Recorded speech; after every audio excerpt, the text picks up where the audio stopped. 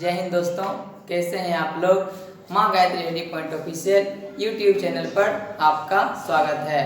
तो आइए दोस्तों, आज हम भारतीय संविधान सभा के भाग 5 को देखेंगे। इससे पहले हम भाग 1, भाग 2, भाग 3, भाग 4 को समझ चुके हैं। आज भाग 4 और ये संविधान सभा का अंतिम, ठीक है। इसके बाद फिर तीसरा चैप्टर शुरू करेंगे राजनीति शास्त्र में। तो आइए इसका लास्ट जो भाग 5 है इसको समझने का प्रयास करते हैं। तो आइए शुरू करते हैं। देखिए इसमें अब क्या कह रहा है कि संविधान को जब 26 नवंबर 1949 को पिछले क्लास में हमने बता दिया, क्या बताया था कि 26 नवंबर 1949 ईस्वी को यानी कि संविधान जो बनाया गया था वो पारित हो चुका था। भले उसको लागू किया गया 26 जनवरी 1950 को, लेकिन पारित हो चुका था, स्वीकृति मिल चुका था। कब? 26 नवंबर 1949 को ही। तो कहता है संविधान सभा द्वारा पारित किया गया, वो तो कल ही बताए थे। तब इसमें कुल 22 भाग, यानी कि संविधान में कितना भाग था? 22 भाग। फिर है 395 अनुच्छेद, ठीक है, और 8 अनुसूचियां थी। कितना? 8 अनुसूचियां थी। अब देखिए कि यहाँ भाग है, अनुच्छेद है, अनुसूचियां हैं, इसको कैसे समझें, कैसे याद रहेगा या किस रूप में इसको समझें। तो देखिए जैसे कोई बुक होता है, मान लीजिए हम कोई विज्ञान का बुक लेते हैं, ठीक है, एक बुक लेते हैं विज्ञान का। तो उसमें क्या होता है कि उसका कुछ यूनिट होता है। क्या होता है? यूनिट, जिसको हम इकाई बोलते हैं। फिर उसमें कुछ पाठ होता है, ठीक है, अध्याय, लेसन।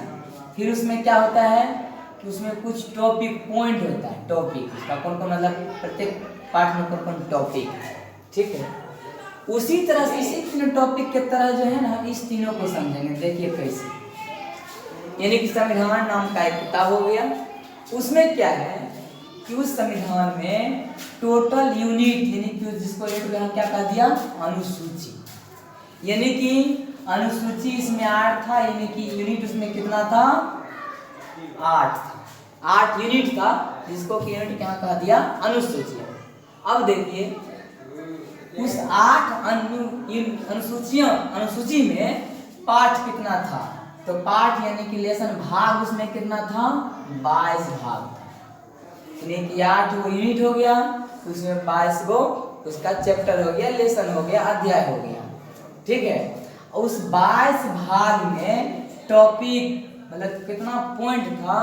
उसमें 395 पॉइंट था, जिसको कि अनुच्छेद कहा गया है। तो इसका एक बार रिवाइज कर लेते हैं। यूनिट की जगह पर इसको क्या कहा दिया? अनुसूची। 8 अनुसूची, जिसमें चैप्टर यानी कि भाग कितना था? 22, और उसमें टोटल 22 चैप्टर में उसमें टॉपिक कितना था? तो 395। ये कब था? तो ध्यान रखिएगा, जब 26 नवंबर 1949 ईस्वी को संविधान सभा में इसको पारित किया गया संविधान को, उस समय। लेकिन वर्तमान समय, अभी की बात किया जाए, देखिए वर्तमान समय में क्या है, उसी संविधान में अध्याय तो 22 है, पॉइंट भी क्या है, उसका टॉपिक जो था 395, मतलब अनुच्छेद 395 है, लेकिन यूनिट यानी कि अनुसूची की संख्या 4 बढ़ गया है। यानी कि अब यूनिट हो गया 12, यूनिट हो गया 12, यानी कि अनुसूची हो गया 12। उसमें चैप्टर 22 जो पहले से था उतना ही है, और जो टॉपिक उसका था प्रत्येक चैप्टर को भी उतना है। सिर्फ क्या किया? यूनिट की संख्या बढ़ा दिया, यानी कि अनुसूची की संख्या बढ़ गया, वो भी कितना? तो 4। तो ध्यान रखिएगा, वर्तमान समय की बात यदि किया जाए तो उसमें क्या होगा कि भाग यानी कि पाठ में कोई अंतर नहीं है, टॉपिक में कोई अंतर नहीं है, लेकिन अनुसूची में सिर्फ 4 का अंतर है कि 4 क्या हो गया? बढ़ गया, ठीक है। तो अब देखिए, अब नेक्स्ट पॉइंट समझते हैं। नेक्स्ट पॉइंट में कहता है संविधान सभा की अंतिम बैठक। अब देखिए, जब संविधान निर्माण शुरू हुआ था उसमें क्या हो रहा था कि बैठक का दौर चलते रहा था, बहुत सारा बैठक हुआ। उसी बैठक के चलते हुए एक जो अंतिम बैठक हुआ, ठीक है, ध्यान रखें, अंतिम बैठक का हुआ था 24 जनवरी 1950 को, और जस्ट 2 दिन बाद 26 जनवरी 1950 को संविधान लागू हो गया, और हमारा देश एक गणतंत्र देश हो गया, अपना लिखित संविधान मिल गया।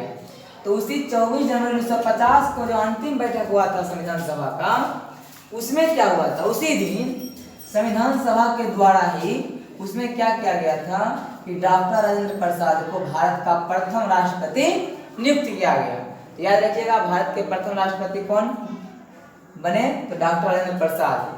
तो किस बैठक में, तो जो अंतिम बैठक था संविधान सभा का, कब, तो 24 जनवरी 1950 को उसी बैठक में संविधान सभा के द्वारा डॉक्टर राजेंद्र प्रसाद को भारत का प्रथम राष्ट्रपति निर्वाचित किया गया, चुना गया। ठीक है, आइए नेक्स्ट पॉइंट को समझते हैं। नेक्स्ट पॉइंट में कहता है कि कैबिनेट मिशन के सदस्य, यानी कि ये जो सारा सिस्टम चल रहा है किसके तहत, कैबिनेट मिशन के तहत, यानी उस कैबिनेट मिशन का जो उसमें अंग्रेज का भी कोई सदस्य था तो अब वो उसको जाना है। तो ठीक है, तो कौन कौन सा था ध्यान रखिएगा। एक था सर स्टेफोर्ड क्रिप्स, एक था लॉर्ड पैंथिक लॉरेंस, तथा तीसरा जो था एवी एलेक्जेंडर। कौन था, एवी एलेक्जेंडर। 3 व्यक्ति ध्यान रखिएगा, sir Stafford Cripps, lord Pethick Lawrence, एक था एवी एलेक्जेंडर। 3 को याद रखिएगा। कैबिनेट मिशन के सदस्य कितने थे, तो 3 थे, sir Stafford Cripps, lord Pethick Lawrence तथा एवी एलेक्जेंडर। अब देखिए नोट में क्या लिखा है, ध्यान समझिए। नोट में कहता है कि 26 जुलाई 1947 को गवर्नर जनरल ने पाकिस्तान के लिए पृथक संविधान सभा की स्थापना की घोषणा की थी। तो पहले ही बता चुके हैं कि संविधान पहले से मतलब देश का बंटवारा हो गया, नया देश जब पाकिस्तान जो बना था तो उसको ये गवर्नर जनरल ने कब पृथक किया था, तो वो 26 जुलाई 1947 को याद रखिएगा। मतलब कहा गया कि आप अपना संविधान बनाइए, अपना संविधान सभा का गठन करके अपना हिसाब संविधान बनाइए। तो आइए अब एक और पॉइंट को देखते हैं। नेक्स्ट पॉइंट कहता है कि कैबिनेट मिशन 1945 ईस्वी के प्रस्ताव पर गठित अंतरिम मंत्रिमंडल, अब देख लीजिएगा अपना संविधान हो गया है तो अभी फिलहाल मंत्रिमंडल अभी भी है, तो उस मंत्रिमंडल का थोड़ा सा विस्तार किया गया। अब इसमें देख रहे हैं कि मात्र 8 मंत्री दिख रहे हैं, लेकिन यही बात करेंगे तो कम से कम यदि सिर्फ लोकसभा की बात की जाए मुख्य रूप से उसमें 16-17 है, लेकिन ऑल ओवर बात किया जाए तो 33 मंत्री है। तो ये क्या किया गया है कि विभाग को देखते हुए मंत्री की संख्या को एक्सटेंड किया गया, मतलब बढ़ाया गया। ठीक है, लेकिन उसमें देखिए जब फर्स्ट टाइम कैबिनेट मिशन हुआ था तो उसमें जो अंतिम प्रस्ताव था उसमें मंत्रिमंडल कितना था, तो 8 मंत्रिमंडल मतलब उसमें बनाया गया था। और उसमें किस मंत्री को कौन सा विभाग मिला है तो ये हम आइए देखते हैं। तो एक तरफ मंत्री, एक तरफ उसका विभाग। ठीक है, देखिए कार्यकारी परिषद के उपाध्यक्ष, यानी कि कोई भी काम होगा उसका सारा अध्यक्ष अर्थात प्रधानमंत्री, किसको बनाया गया, पंडित जवाहरलाल नेहरू को। सेकेंड है कि गृह मंत्री, सूचना मंत्री, सूचना था प्रसारण मंत्री दोनों। अभी देखिए यहाँ क्या हो रहा है, उस समय लीडर की भी कमी थी तो क्या हुआ कि एक एक लीडर को ही 2-3 विभाग दे दिया गया। इसलिए अभी देखिए अभी की बात कीजिएगा तो सूचना प्रसारण मंत्री अलग है, गृह मंत्री अलग है, लेकिन उसमें देखिए सूचना प्रसारण मंत्री, गृह मंत्री सब किसको बनाया गया, सरदार वल्लभ भाई पटेल को, जिसको कि इंडिया का आयरन मैन भी कहा जाता है, लौह पुरुष। ठीक है, तो याद रखिएगा सरदार वल्लभ भाई पटेल भारत के प्रथम गृह मंत्री थे, ये याद रखिएगा। ठीक है, उसके बाद कहा बलदेव सिंह, जिसको कौन सा मंत्री बनाया गया, रक्षा मंत्री, रक्षा का विभाग पूरा उसको दिया गया। फिर नेक्स्ट देखते हैं तो कहता है कि जॉन मथाई, कौन है, जॉन मथाई को उद्योग तथा आपूर्ति विभाग का मंत्री बनाया गया। और देखिए क्या है, सी राजगोपालचारी, कौन है, सी राजगोपालचारी, तो इसको कौन सा मंत्री दिया गया, शिक्षा मंत्री, शिक्षा विभाग पूरा सी राजगोपालचारी को दिया गया। यानी कि भारत के प्रथम शिक्षा मंत्री कौन हो गए, सी राजगोपालचारी।